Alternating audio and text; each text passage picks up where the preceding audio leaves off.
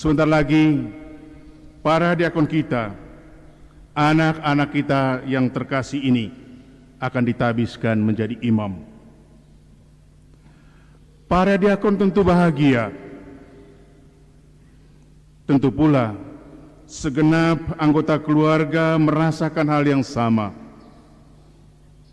Tetapi di atas segalanya, gereja umat Allah merasa sungguh diteguhkan oleh pengorbanan dan penyerahan diri dari ke-9 anak kita yang tercinta ini. Bila mesti menyimak dari Decret Presbyterorum Ordinis tentang pelayanan dan kehidupan para imam dari Konsili Vatikan II, kita dapat satu kalimat yang sangat memberikan harapan. Para imam yang dipilih dari antara manusia dan ditetapkan bagi manusia dalam hubungan mereka dengan Allah untuk mempersembahkan dan korban bagi dosa-dosa, bergaul dengan orang-orang lain bagaikan dengan saudara-saudara mereka. Gereja memberikan penegasan ini kepada semua imam. Ada sekian banyak refleksi teologis menyangkut imamat, dan tentu dengan sekian banyak pendasaran, baik itu secara biblis maupun dokumentaris. Kita semua yakin di masa formasi dan pendidikan dan pembentukan menjadi seorang imam, masing-masing diakon kita ini telah menangkap banyak dari sekian banyak pendamping, dari sekian banyak para formator mereka, apa itu imamat. Izinkan saya dalam perayaan tabisan ini menyapa secara khusus para diakon dalam 1-2 permenungan sederhana ini. Saat para murid perdana ikuti Yesus, ada satu pertanyaan kunci dari Yesus kepada para murid perdana ini. Pertanyaannya adalah, apa yang kamu cari? Menarik. Bukannya para murid menjawab pertanyaan Yesus, apa yang kamu cari? Mereka malah balik bertanya, Rabi, di manakah engkau tinggal? Dan Yesus pun menjawab mereka, mari dan kamu akan melihatnya. Setiap calon imam dihadapkan dengan satu pertanyaan kunci dari Yesus, dari Imam Agung. Kamu mau mencari apa? Kamu mau mencari siapa? Yang dicari ini ternyata hanya melewati satu syarat. Dan syarat itu adalah mereka pun datang dan melihat di mana ia tinggal, dan hari itu mereka tinggal bersama-sama dengan dia. Yang pertama-tama mesti diciptakan adalah satu tahapan persahabatan dengan Yesus yang diikuti. Setiap imam terpanggil untuk menjadi sahabat Yesus di dalam satu kualitas relasi antara seorang guru dan seorang murid. Tetapi para diakon yang kami banggakan, kita semua, termasuk saya dan para imam semuanya yang hadir ini, adalah sahabat-sahabat Yesus. Namun, tetap ada pertanyaan yang amat krusial yang mesti dijawab. Dalam persahabatan dengan Yesus itu, apakah yang kita cari? Apakah yang kita harapkan? Apa yang kita kejar? Di sini, kalian bersembilan tetap diuji dan tentu setiap hari akan ditantang untuk melihat Yesus tidak sebatas sebagai sahabat biasa, tetapi terutama mesti mengalami Yesus sebagai Tuhan dan Guru. Darinya, kalian akan belajar dan terus belajar tanpa pernah selesai hingga akhir hayat hidupmu. Persahabatan karib dengan Yesus melahirkan keagungan hati. Keagungan hati seorang imam lahir dari persahabatannya dengan Yesus. Dan oleh keagungan hati itu, setiap murid Tuhan, setiap anggota gereja dan secara khusus para diakon ini bertumbuh dalam misi Yesus sahabat agung, yakni untuk mencari dan menyelamatkan yang hilang, agar para diakon nantinya memahami dalam perutusan bahwa yang dikehendaki Tuhan adalah belas kasihan dan bukan persembahan. Saya mau mengajak para diakon untuk mengingat kembali isi bacaan pertama yang diambil dari kitab Samuel yang kita dengar tadi. Judul dari seluruh perikopnya adalah Daud diurapi menjadi raja. Samuel diutus Tuhan ke Isai orang Betlehem itu untuk mengurapi Daud. Ini adalah satu perintah yang menegangkan bagi Samuel, mengingat Saul sendiri sebagai raja pertama Israel masih hidup. Dan dikisahkan ketika melihat Eliab, anak pertama dari Isai, Samuel sekian yakin inilah yang akan ditetapkan Tuhan untuk diurapi. Eliab terlihat gagah, perawakannya tinggi. Tetapi toh kepada Samuel Tuhan mengatakan, janganlah kau pandang parasnya atau perawakannya yang tinggi, sebab aku telah menolaknya. Bukan yang dilihat manusia, yang dilihat Allah. Manusia melihat apa yang di depan mata, tetapi Tuhan melihat hatinya. Para diakon yang saya kasih dalam Tuhan, kami semua yang hadir di sini dan semua umat yang mendoakan kalian bersembilan pada hari ini, sungguh yakin bahwa kalian telah lulus berbagai mata kuliah yang berkaitan dengan ilmu filsafat dan teologi. Dan untuk itu, kalian adalah diakon-diakon yang berijazah. Kalau tidak kan kalian tidak bisa akan ditabiskan jadi diakon kalau tidak punya ijazah.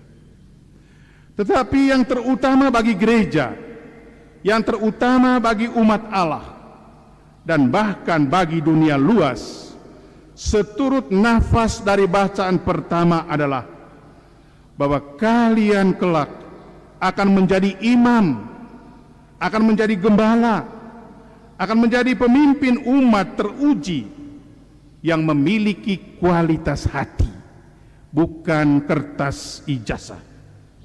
Karena Tuhan akan menelusuri hatimu. Gereja umat Allah selalu merindukan imam-imamnya yang sederhana.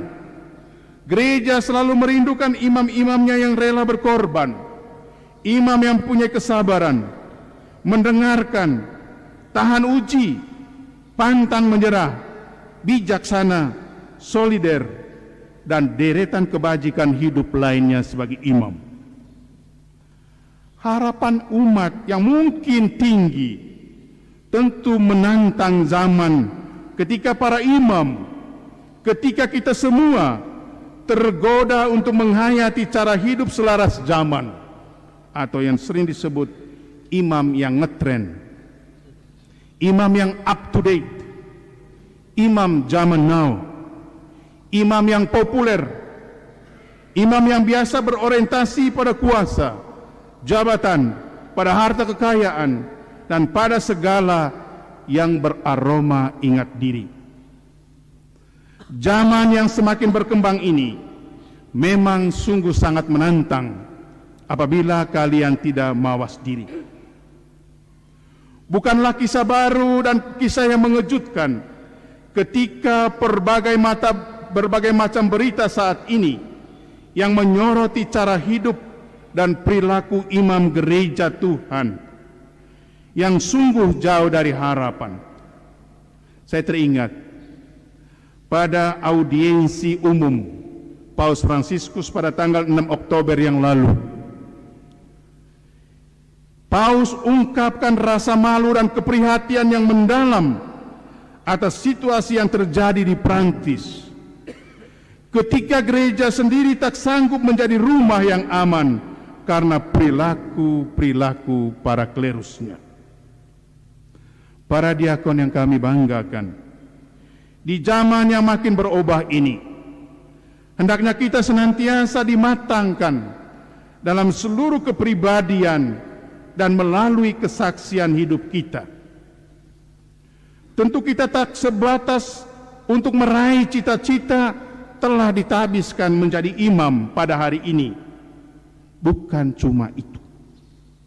Tetapi untuk senantiasa berusaha, senantiasa berjuang untuk menjadi imam yang memiliki hati serentak kuat dalam menghadapi arus hidup milenial ini. Dan untuk hal ini tetaplah berbesar hati. Dalam Tuhan selalu ada kekuatan dan ada harapan. Rasul Paulus dalam suratnya yang kedua kepada jemaat di Korintus yang kita dengar sebagai bacaan kedua pada pagi ini memberitakan betapa pentingnya hidup dalam kebenaran panggilan. Sekali lagi, hidup dalam kebenaran panggilan. Rasul bangsa-bangsa ini menegaskan dua hal kunci dari bacaan kedua yang sepatutnya diingat oleh para diakon pada hari tabisanmu pada hari ini. Pertama, Paulus menulis, kami menolak segala perbuatan tersembunyi yang memalukan. Dan yang kedua dia katakan, kami tidak berlaku licik dan kami tidak memalsukan firman Allah. Dari 2 Korintus 4 ayat 2. Yang diberitakan para imam adalah hidupnya. Yang diwartakannya adalah firman Tuhan. Perbuatannya, sikap dan terutama mewartakan pribadi Yesus Kristus yang ditangkap dalam permenungan yang mendalam melalui doa yang intens di dalam seluruh pergulatan hidupmu dalam keseharian. Kita lanjutkan kata-kata Rasul Paulus. Sebab bukan diri kamu yang kami beritakan, tetapi Yesus Kristus sebagai Tuhan dan diri kami sebagai hamba karena kehendak Yesus Sang Guru. Para diakon yang saya kasih dalam Tuhan, bila dihubungkan dengan kata-kata Rasul Paulus dan bacaan Injil pada pagi hari ini, maka dapat terbaca apa yang dimaksudkan dengan kehendak Yesus bagi kita. Sesuai dengan apa yang Yesus Tuhan dan Guru katakan, kamu adalah sahabatku, jikalau kamu berbuat apa yang kuperintahkan kepadamu. Dan kehendak atau perintah Yesus itu adalah supaya kamu saling mengasihi sama seperti aku telah mengasihi kamu. Saudara-saudaraku, tentu untuk saling mengasihi sebagai murid Tuhan, kalian harus sungguh merasakan diri sebagai orang yang dipanggil. Kalian harus merasa diri sebagai orang yang dikasihi, merasa diri sebagai orang yang dikaruniai oleh Yesus sendiri. Dan Tuhan berkata, bukan kamu yang memilih aku, tapi akulah yang memilih kamu. Hanya orang yang merasa diri dikasihilah yang sanggup mengasihi. Dan sekali lagi, juga hanya orang yang memiliki hati yang baik yang sanggup mengasihi dengan penuh ketulusan dan kerendahan hati. Konon ada 3 orang cewek dan seorang bapak koster menghadiri misa syukur seorang imam baru di sebuah paroki. Setelah misa, ketiga cewek itu dan bapak koster itu masih larut dalam doa hening penuh imajinasi. Beginilah doa masing-masing mereka. Doa dari cewek pertama, Tuhan, biarkan aku jadi kasulanya, agar setiap kali ia misa, akulah yang dikenakannya. Amin. Cewek kedua berdoa, Tuhan, semoga aku jadi altarnya, agar setiap kali ia misa, akulah yang diciumnya yang pertama. Amin. Cewek yang ketiga berdoa, Tuhan, izinkan aku jadi piala misanya, agar setiap kali ia misa, bibirnya dapat menyentuh aku sebelum ia meminum darah Tuhan Yesus. Amin. Tetapi para diakon, putra-putraku terkasih, dan seluruh umat, inilah doa dari Bapak Koster. Doa dari Bapak Koster. Tuhan, ia telah ditabiskan jadi imam. Semoga aku jadi lonceng gerejanya, agar setiap kali aku berdentang, ia selalu ingat akan rumah-Mu yang kudus. Ia siap melayani umat-Mu. Amin. Saya menutup refleksi ini dengan satu pertanyaan kepada seluruh keluarga. Apa harapan? Apa doamu? Terutama doa dan harapan keluarga untuk para diakon ini yang hari ini akan ditabiskan. Tuhan memberkati kita sekalian. Amin.